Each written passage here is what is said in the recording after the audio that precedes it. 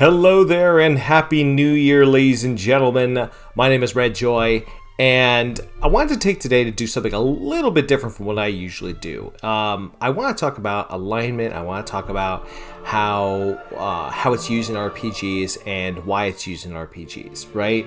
And some different ways if you want to use it, or if you don't want to use it and what you can use instead, and maybe a way that you can combine different ideas to fulfill whatever the purpose of having alignment in your system is. So when we look at alignment, and of course I'm basing a little bit off of obviously the D&D system, and I'm using what we have in Baldur's Gate to give a look at alignment and why alignment is so and kind of examples of alignment, right? The reason why we have alignment is to see how a character's personality and behaviors are when they are interacting with their environment, when they're interacting with others, right? For example, and it's split between obviously good, neutral, and evil, lawful, and chaotic, right? And then true, neutral, in between, right? For example, if you go to my chosen alignment, or if I were to create a new character, I almost always do true, neutral. I'm just going to read the first sentence. True, neutral characters believe in the ultimate balance of forces. They refuse to see actions as either good or evil, right? Right there, you get a glimpse of their personality. You get a glimpse of who they, of how they might see the world, right? How they might interact with the world, right? And how we can predict that character's behavior, right? And that's really the big reason why we've developed alignment. It's a very simple way of being able to predict what a character's personality is. It's really quite interesting. If you look at kind of the background files of several of the Baldur's Gate games, you will see that there's a lot of characters that you fight in the game who are mercenaries, and they are listed as true neutral, right? They're not listed as evil because they're simply being paid. They don't care about good or evil. They're not out there to kick puppies or to drown children. They're just there because they want to get cash. They want to get money, and if it means they're doing something lawful or not lawful, or good or evil, it doesn't matter. It's just purely about profit, right? So there's a lot of different ways that your game can use alignment. You can go the route of like Baldur's Gate 3, which has no alignment whatsoever, right? When you create a character, you don't list your alignment at all. And I think that's fine. I think that's kind of the direction that I think the Sword Coast is going, and I think, that the creators of Dungeons and Dragons are going.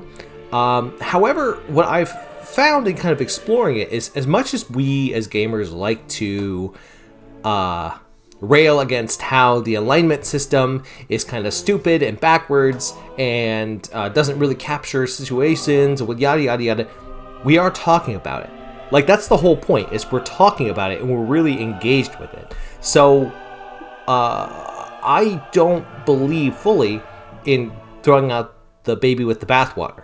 Now, if you want to, say, disconnect alignment from certain mechanics of the game, and that's what I think 5th edition does, that Baldur's Gate 3 didn't do, but 5th edition did, I think that's a good idea too. For example, it is traditional that you would, at least in Baldur's Gate 1 and 2, and in older editions of Dungeons and Dragons, that if you created a paladin, you had to be having them as lawful good. Right, they had to be lawful good, and they had to believe in not just doing good things and helping people, right, but also holding to a standard, a code, well-maintained government, civilization, things like that make a character lawful.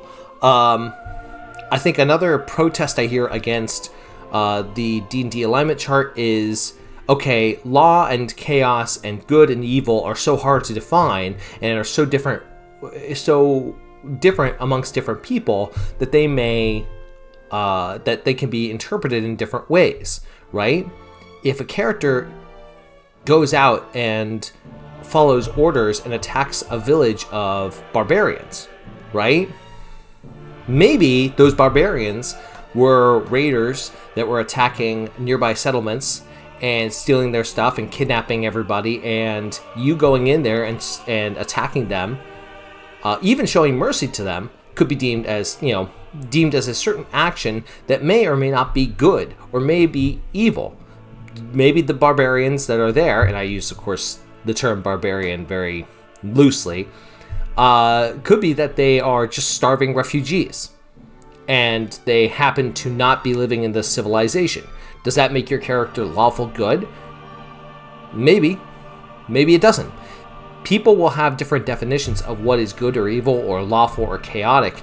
And I think that's the nice thing about this chart is it does allow for certain interpretation. It does allow for different players and GMs to kind of activate these discussions with their group members, right? I think an easier way of doing this, a better way of doing this, in my opinion, is to combine either combine the alignment chart with kind of a personality chart, or to just use a character's personality, right? And you could start if you don't want to use the alignment chart, you can use that as maybe a starting point to help describe a character's personality, right? For example, let's look at Lawful Good, right? Characters of this alignment believe that an orderly, strong society with a well-organized government can work to make life better for the majority of people. To ensure the quality of life, laws must be created and obeyed. When people respect the laws and try to help one another, society as a whole prospers. Therefore, Lawful Good characters strive for these things that will bring the greatest benefit to the most people and cause the least harm. An honest or hardworking serf, a kindly and wise king, or a stern but forthright minister of justice are all examples of lawful good people. So, right there in that last sentence, it gives some really good personality descriptions of personality describers of things that are considered to be lawful good. Honest, hardworking, kindly, wise. Wise is a little nebulous because, who's wisdom? Stern can be considered to be lawful good, especially if it's combined with forthright or honest, right? And it's the idea that you have these descriptors to go into a character when they're describing themselves, right? Compare that with like chaotic neutral. Chaotic neutral, they're almost totally unreliable. This chaotic neutral characters believe that there is no order to anything, including their own actions. I'm not going to read the whole thing, but I will read kind of these last bits here. They are almost totally unreliable. In fact, the only reliable thing about them is they cannot be relied upon. This alignment is perhaps the most difficult to play. Lunatics and madmen tend towards chaotic neutral behavior. So if we look at lunatics and madmen, there's descriptors there that we can use, right? You can use terms like arbitrary, right? Maybe guided by luck. But there's also other things that can be combined in there too that aren't necessarily linked to a person's like morality, but might be linked to their personality and their behavior, right? Cheerful. Characters who are cheerful and don't really care about good or evil, right? Maybe that's a chaotic neutral character. Maybe it's things that are, gamble away. Maybe it's something that they are, they're driven by luck. They're driven by kind of pure reactivity, right? Something happens to them, they react. They don't think about things. I have it as an example. Back in history, the very first friars from the Franciscan order, St. Francis of Assisi, would go into areas where they didn't speak the language, and they would just start preaching to people, right? And these were Italians, but they would go into like Germany. In Germany, they didn't speak the language, and the Germans actually thought them as heretics. And the only word that they knew was "ja," "Yeah." So when they were politely asked, "Are you a heretic?" they would say, "Yeah, yeah," and they would be locked up, booted back to Italy. Thank goodness they weren't killed, and they in the future had to change their behavior. But the whole point was that they weren't doing evil things, but they were being arbitrary. They were not planning out their actions. They were just licking their finger and going where the wind blows, right? That is a chaotic neutral character, and we get a glimpse of their personality from that, right? So I think alignment, when you look back at the description of alignment, it says how will determine how your character will interact with their environment. It's their personality. It's their kind of connection to that. So I'm going to... Now we're going to take a look at this is the Blank Soul Gen. This is from the Savage Soul. I believe SavageSoul.com. I'll put a link down below. And this is what they do, right? In the Savage Soul, and by the way, this is not the first game system that I have seen do this. Dragonlance, the old version of Dragonlance, will do this too, where they will, and I'm going to actually I'm going to zoom this in so we can see more clearly, right? They have these personality traits. Now, in-game, this is a discussion to be had with your game master, right? But they have a whole list of different personality traits that you can choose from, right? For example, if we wanted to create a lawful good character, we can say maybe honest, and we could say, maybe we can say they're a rule follower, maybe prudish, right? You could say they are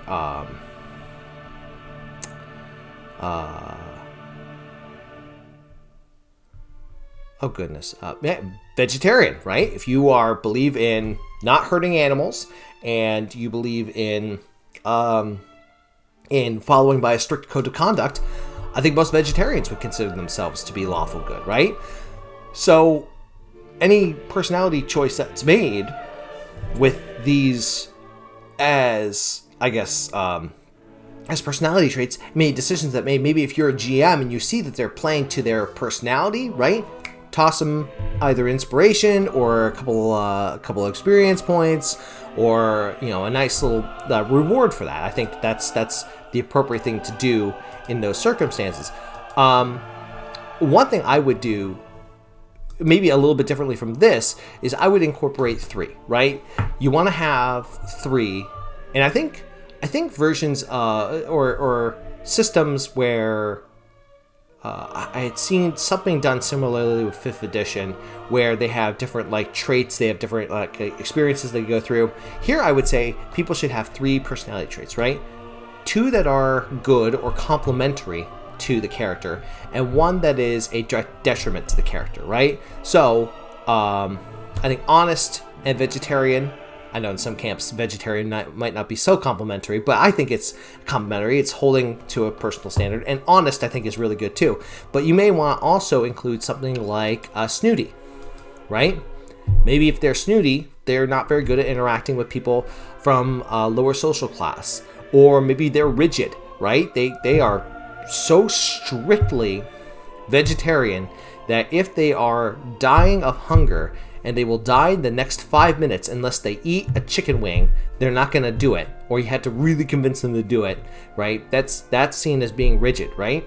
So you, and you can of course reverse this too. You can say maybe 2 that are not as complimentary, or 2 that are foibles, and then 1 is complimentary, right?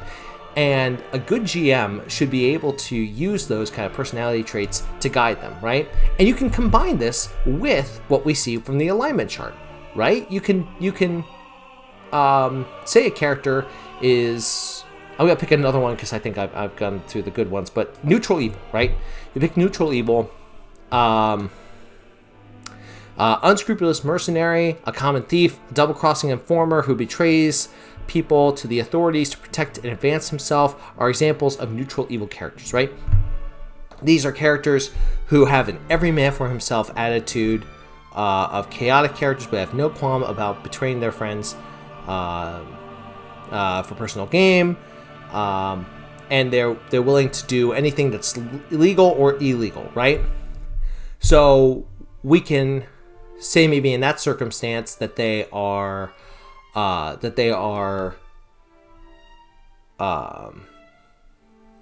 they are self-serving, purely self-serving, and malicious about it, right? That they actively want to hurt others about it, right? So you can say a character is neutral evil, but as their personality traits, maybe they might be very coy or clever, right? That's a complimentary way of putting it, right? They have to be able to project a sense of cleverness, coyness in how they interact with others in their environment. They have to be able to think on their feet, right? To be able to say, oh, the cops are about to break in, I can pretend to be a hostage real quick and get myself out of the situation, right? And then, of course, you have other things like they're untrustworthy, or they are, malicious, or other things like that are greedy, right? Other things that are seen as, of course, detriments that they have to overcome. I think that you can combine those two things to kind of add it onto. Do what you want with your game. This is kind of just an opening to the year, just thoughts I was having while I'm on my winter break. I'm actually kind of getting ready for my honeymoon. By the time this video comes out, I will be down in Jamaica.